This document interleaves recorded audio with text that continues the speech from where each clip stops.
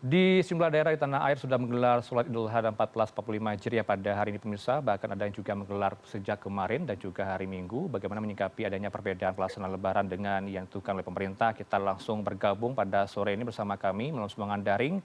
Ada Pak Asrorun Niam, Ketua Majelis Ulama Indonesia MUI bidang fatwa. Assalamualaikum Pak Asrorun, sehat selalu Anda. Waalaikumsalam warahmatullahi wabarakatuh. Gimana kabar? Mudah-mudahan Alhamdulillah sehat-sehat. sehat, sembari sambil saum gitu ya, sebentar lagi akan berbuka puasa. Saya ucapkan selamat saum terlebih dahulu.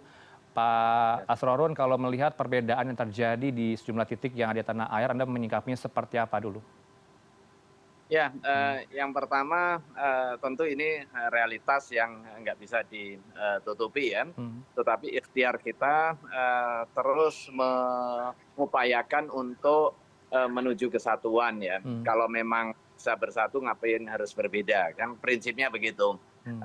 Jadi eh, komunikasi, kemudian dialog, kemudian mencari dalil-dalil yang lebih kuat yang dijadikan sandaran itu harus terus diikhtiarkan. Hmm. Ada kalanya perbedaan itu berada di dalam wilayah ijtihadiyah Hmm. yang memang dibuka ruang berbeda dengan perspektif keagamaan, tetapi ada kalanya di dalam praktiknya sedapat mungkin mencari titik temu Hmm.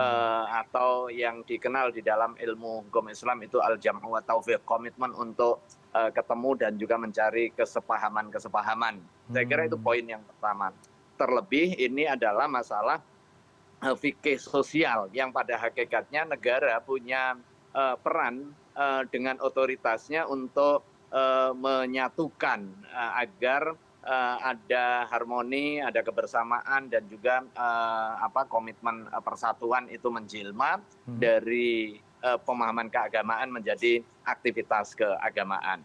Saya kira itu poin yang pertama. Tetapi kalau seandainya sesuai dengan dalil dan juga keyakinan keagamaan yang tolerable secara keagamaan, ya tentu kalau memang belum bisa bersama, maka ada kesepahaman atau toleransi, understanding setidaknya. Hmm.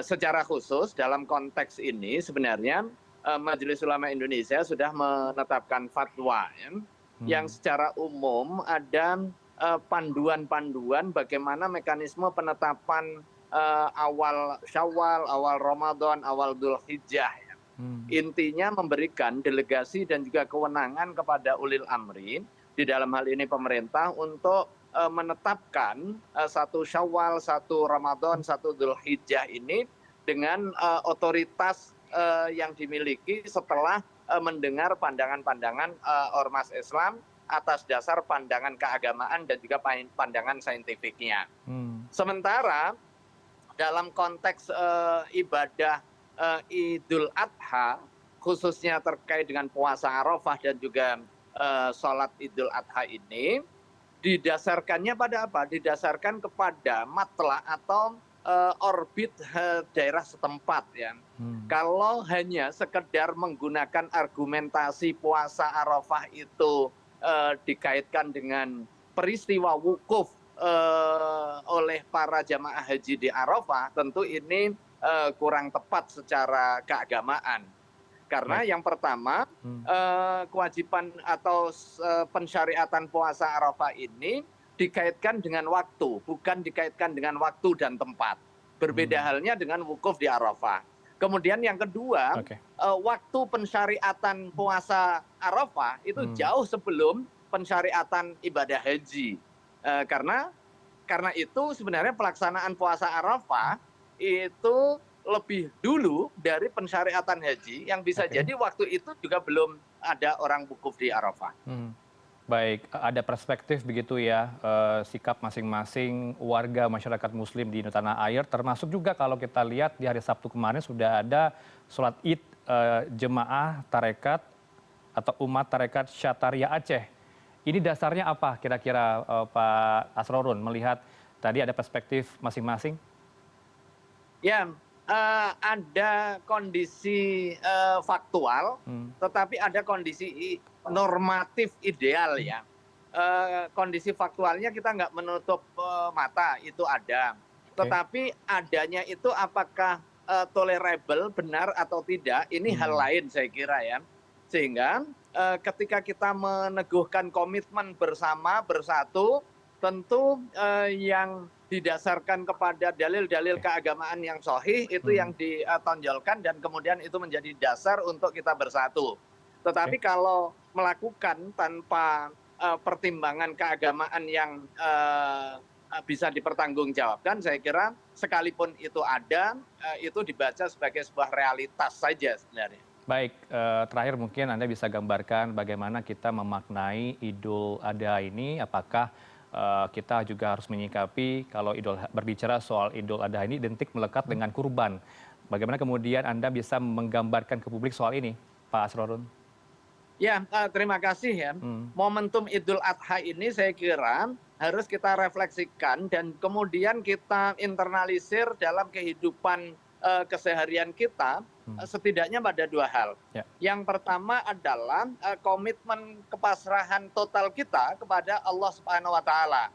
Karena pada hakikatnya kecintaan kepada dunia, kecintaan kepada anak itu bermuara dan juga bertautan dengan kecintaan kita kepada Allah Subhanahu wa Ta'ala. Begitu ada panggilan ketuhanan, maka seluruh hal yang kita anggap sebagai sesuatu yang kita cintai, ini kita dedikasikan untuk kecintaan pasrah kita kepada Allah. Anak kita, kemudian harta kita, pada hakikatnya itu adalah titipan untuk didayagunakan dan juga dijalankan sesuai dengan ajaran keagamaan dan juga kemaslahatan umat serta bangsa. Ini saya kira poin yang pertama. Kemudian poin yang kedua, komitmen rela berkorban untuk masyarakat yang lebih luas. Ada al-ithar, ada mendahulukan kepentingan umum daripada kepentingan yang bersifat subjektif personal ya.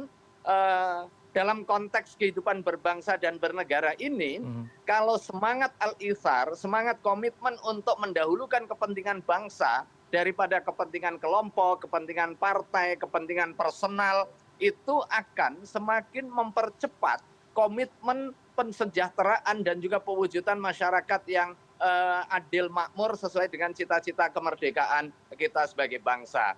Nah, spirit itu saya kira perlu kita internalisir di tengah situasi dan juga efek Idul Adha ini. Baik, banyak nilai-nilai yang bisa kita ambil, nilai berkurban begitu ya, nilai kerelaan terhadap sesama juga harus saling peduli begitu yang bisa kita ambil dari momen Idul Adha pada kali ini dan juga setiap tahunnya. Terima kasih atas pandangannya Pak Asrorun Niam, Ketua Majelis Ulama Indonesia MUI bidang fatwa. Selamat berbuka puasa, sebentar lagi sudah azan. Assalamualaikum, selamat malam.